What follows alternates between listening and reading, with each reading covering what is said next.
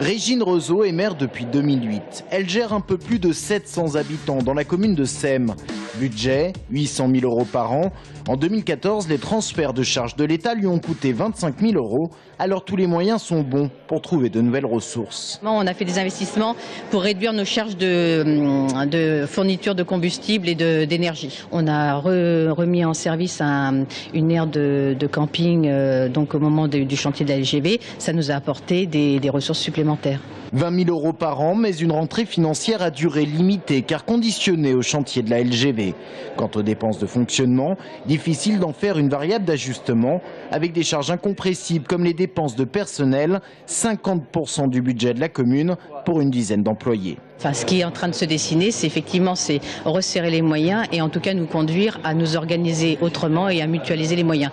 La mutualisation au sein de l'intercommunalité, unique moyen pour des municipalités qui ont déjà bien rogné sur les dépenses de fonctionnement. On regarde chaque départ à la retraite et on voit si en effet il est opportun de le remplacer. Quand il y a 2 départs à la retraite dans 2 communes qui sont côte à côte, pourquoi pas reprendre un seul agent sur les 2. Antoine Tristram est maire de Semblançay, un peu plus de 2000 habitants. Budget global, 2,5 millions €. Baisse des dotations, rythme scolaire et délivrance des permis de construire. En 2015, il devra composer avec pratiquement 100 000 € de rentrée financière en moins. Alors les impôts devraient augmenter de 1 à 2% et la mutualisation des services comme la voirie devrait se poursuivre.